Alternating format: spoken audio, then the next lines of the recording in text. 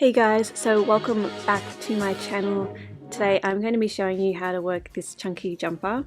I would probably consider this pattern to be suited for an advanced to confident beginner knitter to an intermediate knitter. Having said that, this video won't be showing you how to knit, purl, increase or bind off. What I will show you is how to better understand how the garment is constructed, as well as picking up stitches, joining the body and working the short rows on the sleeves, which I think is probably the hardest part of this. So the yarn that I used is this chunky yarn, of course, from Wool and the Gang, and I know I use this yarn a lot in my videos and it honestly feels like I'm turning into one of those fan accounts for these brands, but honestly I genuinely love these yarns and I figure if I'm making my own stuff I may as well go ham and get the best quality things so I can keep them forever or sell them. So yeah, anyway, so you will need super bulky yarn. Here is of course my choices for it. You can choose to color block like I have, or you can do one color or multicolored, that's completely up to you. And welcome to my lovely little setup that looks like a freaking ad for Wool and the Gang, who still haven't sponsored me. But anyway, to begin you cast on, and I just used a really easy long tail cast on. That's my favorite type of cast on. I work the back down, and once that's done, you place your stitches on a stitch holder, like you can see I've done at the bottom here, and then you pick up at the cast on edge. And when you do this, make sure you pick up at the V shape. And from here you just work the amount of stitches in your size, which you can find below in the full written pattern in the description. Yeah.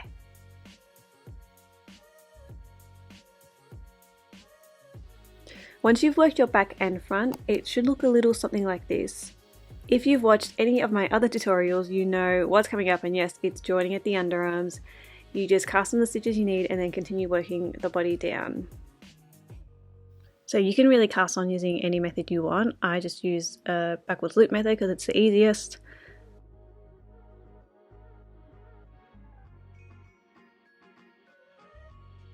So before I continued on with my body, I actually started working on my neckline, and it's pretty much the same to how I worked my Friday vest. So you can choose a contrasting color, same color. I was clearly having trouble, so I asked you guys on Instagram what you thought, and you guys seem to have a really good eye for this stuff, so thanks. So you basically pick up your stitches from the mid back and then work your ribbing and then seam it down. When you're doing this, make sure you seam loosely and make sure you leave enough length to use for seaming, because I didn't, and no. So the sleeves are the most difficult part of this project, mostly because of the short rows that are worked. Oh, my voice went really high. And when you're working the short rows, you're basically working back and forth to create like a sleeve cap style. So here I've worked a few rows already, but you can see what is called a double stitch. Whenever you get to this double stitch, you just work it as one stitch.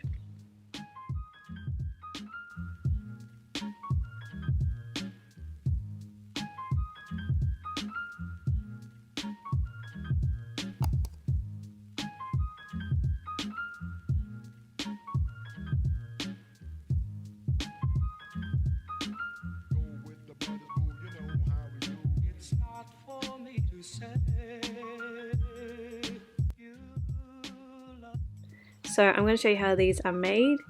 You basically slip the stitch and then pull because we are purling. You bring your yarn to the front and continue purling to the next stitch marker, which is the white one over here. So I'm just going to fast forward to that so you guys can see. And I wish I could knit this fast.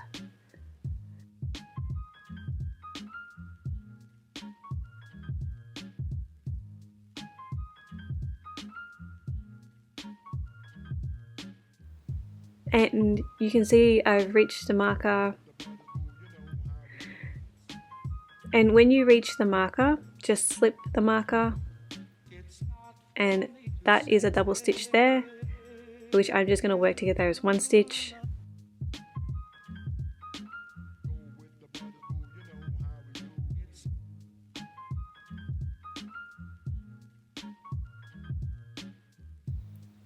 and then you work the next stitch as normal as well.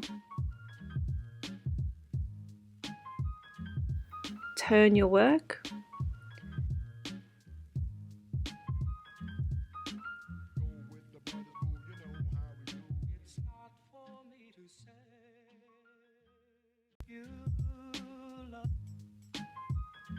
And then we're going to slip that stitch and pull, and this time keep your yarn at the back because we are knitting our way back across this row.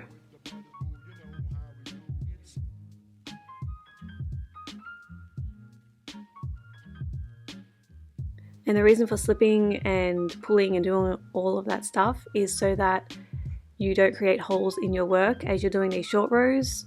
And also, short rows don't add extra stitches, so you should always have the same stitch count on your needles, if that makes sense. To be honest, I probably should have shown you what the finished short rows look like before continuing the sleeve, but I was mostly distracted by watching my shows or scrolling through Reddit or eating some 2-minute noodles instead. So here's a finished blue sleeve, which is probably no help at all. I'm sorry guys, I'll do better next time. So once that's done, you just work the sleeve in the round and make sure it matches the length of the other sleeve. I do this by counting or just trying it on. So I don't have footage of working the cuff either. I am definitely on a roll with this video, guys. So here are some unnecessary shots that no one asked for of me modeling this top.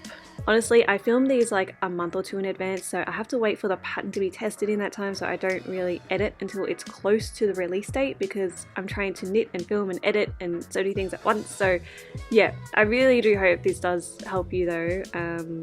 So thanks again for all of your support, and I will see you guys next time.